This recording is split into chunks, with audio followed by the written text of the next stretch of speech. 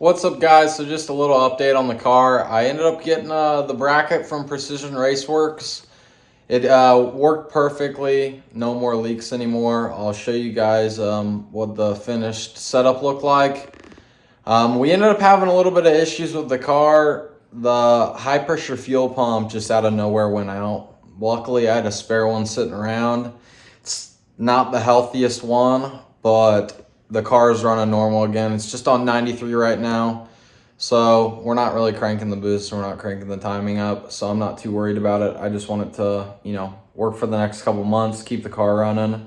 And I'm gonna give you guys a little show of the motor after we finish painting it. And I'm gonna go outside, the car's out front. So I'm gonna show you what the bracket looked like and some stuff under the hood. So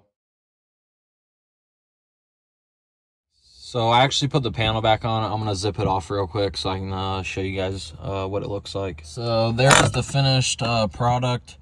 As you guys can see, they didn't send a whole new top black hat. They just sent an additional bracket with some slightly longer bolts to remedy the problem, because like I showed you guys, it was leaking around that little edge right there when the fuel pressure was up in the 70s. But so far looks to stay dry, so I think it turned out well. So shout out to them. So it's pretty hard to see, but the new pump that I put in is right there. Well, I shouldn't necessarily say new. You guys don't have much lighting right there, but you can see it's definitely used. It came off the spare motor that I had, but it seems to be working properly. So at least the car's running normal again. I'm gonna take it to the car wash later. Unfortunately, the car has to go through the alley to get into my garage. And it's a little bit muddy right now because it's been warm, but we're gonna put the back seat back in it. I just sealed this back up, but yeah, there we go. So next I'm gonna show you guys what the engine looked like after I finished prepping it for the paint and primer. Here is the passenger side of the engine. As you can see, there is some white residue left.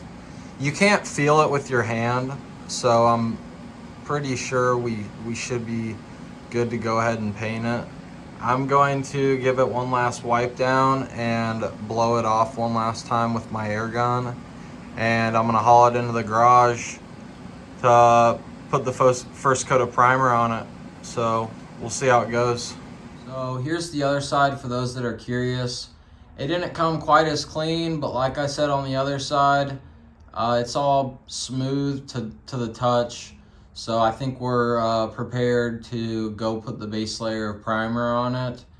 I'm gonna let that dry overnight and put the light on it to give it some heat to help cure it. And then hopefully we'll be painting it tomorrow.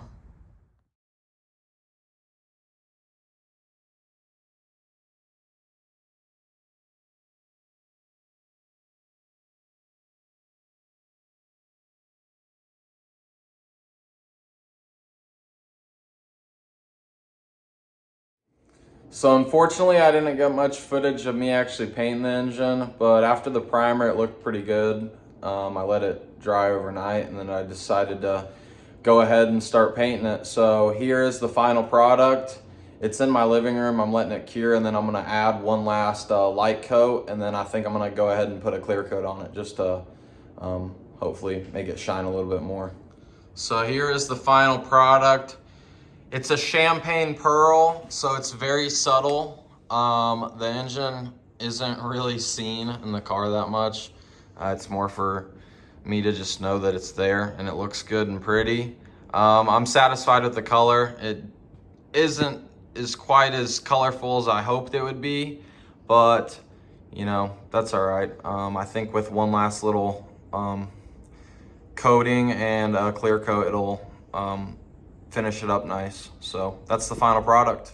Thanks for watching, guys. Don't forget to like and subscribe. I think this week we're gonna begin assembling the bottom end of the engine, so stay tuned for that. Thanks.